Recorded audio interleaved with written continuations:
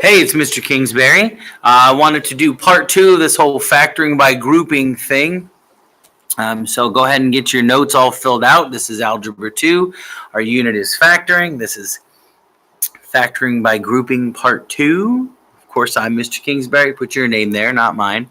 Don't forget your period and the date. And our essential question today is, how do I factor a quadratic by grouping? And I got to say that I really like this method for factoring a quadratic. You've probably been shown the box method. That seems to be pretty common, or other methods, I guess. I happen to like this one. We'll see if you like it. We'll go over another method in class. I just want to focus on grouping here and now. So let me just show you a couple of examples. Remember, the steps they're pretty straightforward. Number one, so you make two groups, right?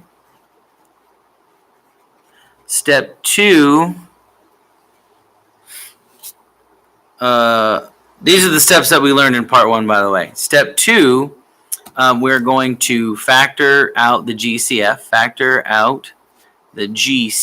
the greatest common factor of each group. Step 3 would be to factor out the parenthesis part.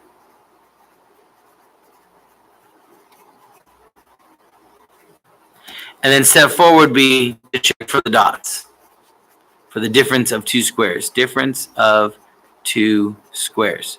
I'm going to add another step on here because, as you'll see, we won't actually have 4 terms to start with. So let's do step 1/2. That's going to be split the linear term.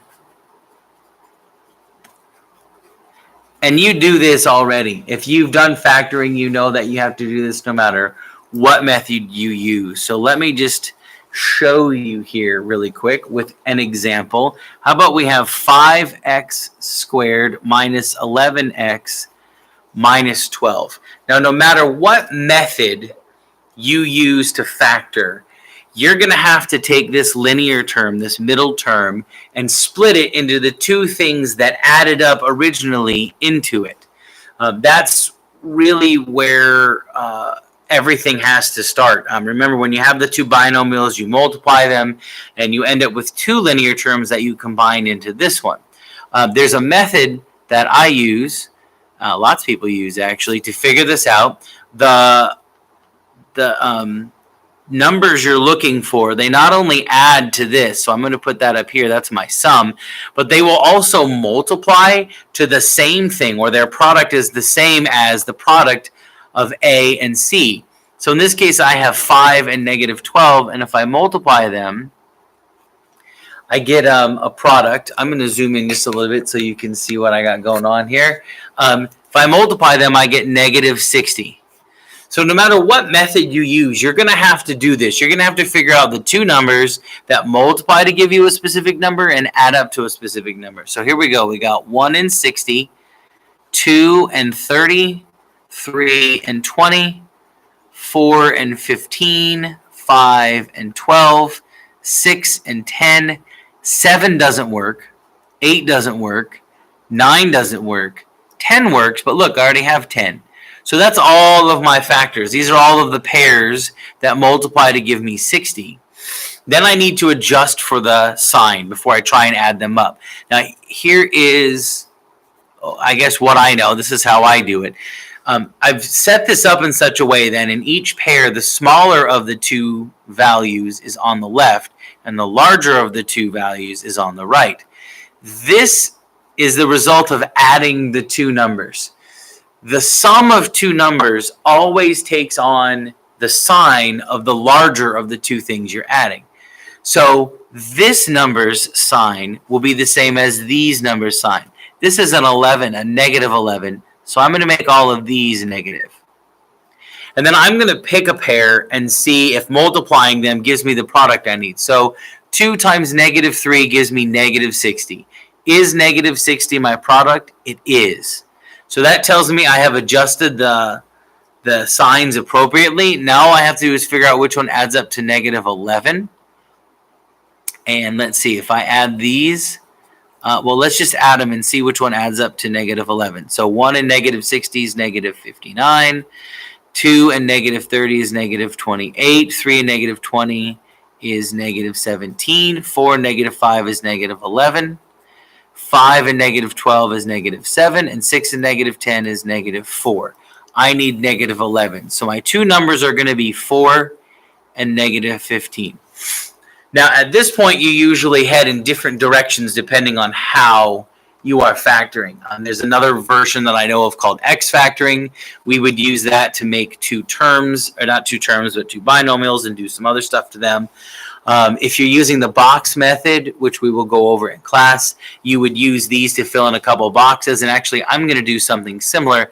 I'm going to rewrite 5x squared minus 11x minus 12 as 5x squared minus 15x plus 4x minus 12. Notice I added x's after them. The other thing I'm going to suggest is when you're figuring out what these two numbers are, if one is negative and one is positive, put the negative first and the positive second. It'll work out either way, and I'll go over an example in class where we talk about this and I show it to you so you can see it doesn't matter which order they're in. The thing is, if you put the negative first and the positive second, you don't have to deal with the negative when you're making the groups, which is nice. Speaking of which, let's make our groups. What can I factor out of 5x squared and 15x? Excellent question.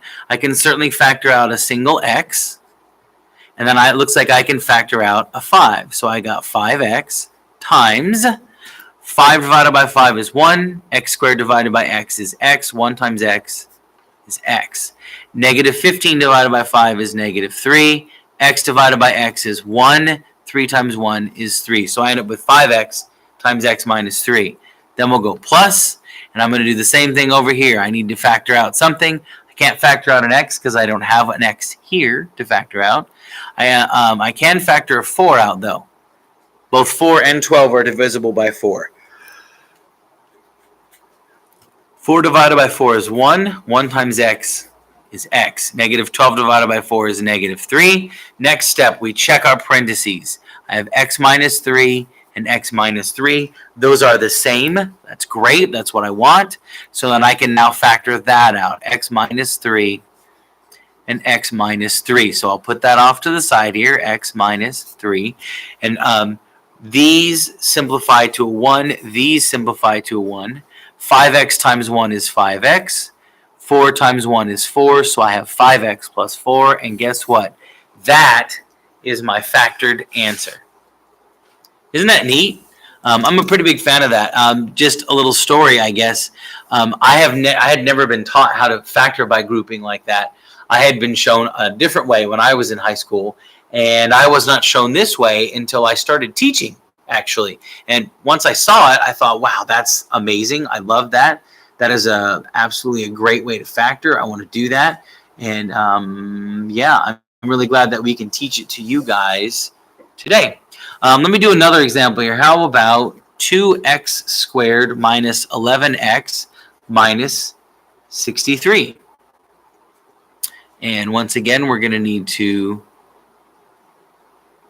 we're going to need to figure out our two numbers here that we can split this middle term into.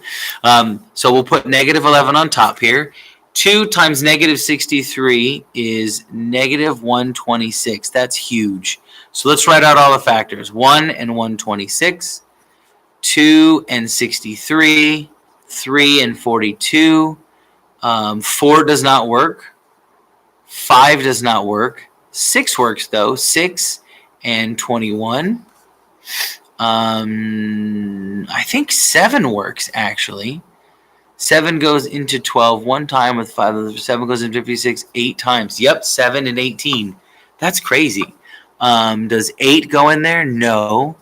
9 does, though. 9 goes in 14 times. Is that right? Yeah, 14 times. That's crazy. We're getting close. 10 doesn't work. 11 doesn't work. 12 won't work. 13 won't work. 14 works, but I already have 14 and 9, so I'm done. Now I need to change the signs. So once again, I will make the right column take on the sign of my sum. It will be negative. And then I will pick a number and multiply, or pair and multiply. 7 times negative, let's do 6 times negative 21.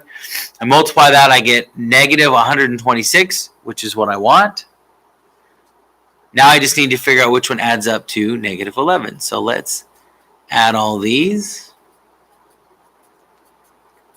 So we get, let's see, negative 125, negative 61, negative 39, negative 15, negative 11, and negative 5. And I want negative 11, so I've got 7 and negative 18. So I will rewrite this as 2x squared minus 18x plus 7x minus 63. Beautiful. Now let's make some groups. First group, I can factor an x out, and I can factor a 2 out. Here's my ones. Put 2x here. X squared divided by x is x.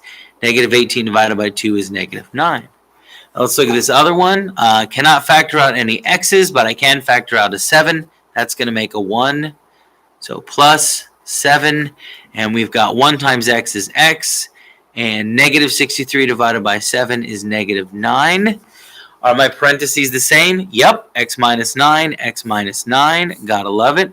So I will now factor out x minus 9. And I get x minus 9 times. That simplifies to a 1. That simplifies to a 1. I've 2x times 1 is 2x. Plus 7 times 1 is 7.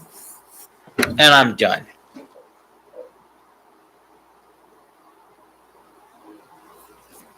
Cool. Let me do one more, just one more. And while I'm preparing that, I did want to point out, if you remember with factoring by grouping the first time, I've mentioned that on occasion, after you're done factoring by grouping, one of your binomials may be the difference of 2 squares. Well, one of the nice things about factoring quadratics is you will never run into that. You will never have to go beyond factoring those 2 binomials like that. Which is kind of awesome, really, I think. It's one less thing to worry about. All right, let's grab one more problem here. Let's see. I think you're going to like this one. Let's go x squared minus 13x plus 30. So I picked this one because it presents an interesting challenge. On the last two, I did what I'm about to do.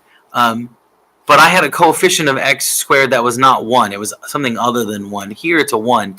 And that causes kind of a misconception. First of all, my sum is going to be negative 13. So we'll put that up here. Again, we need to take the linear term and break it into 2 pieces. So that's what we're going to figure out what those 2 pieces are. Now, before I had a number here and I multiplied it by that, and that's what I put here. I still have a number here.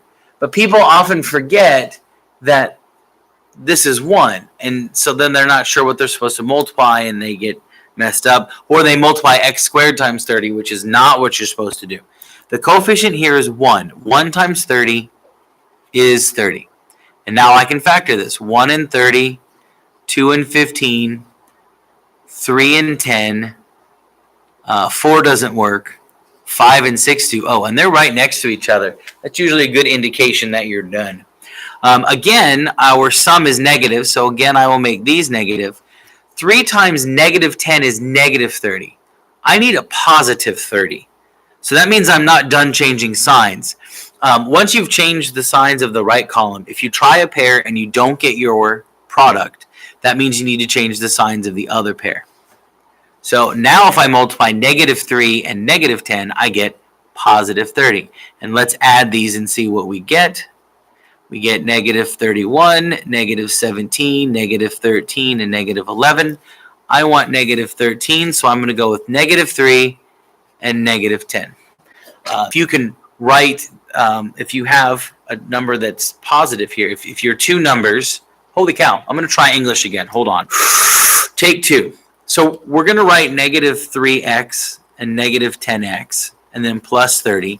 You remember on the previous 2, I had my 2 numbers were, wow, I'm not speaking English so good today. On the previous 2 examples, when I found the 2 numbers that multiplied to my product and added to my sum.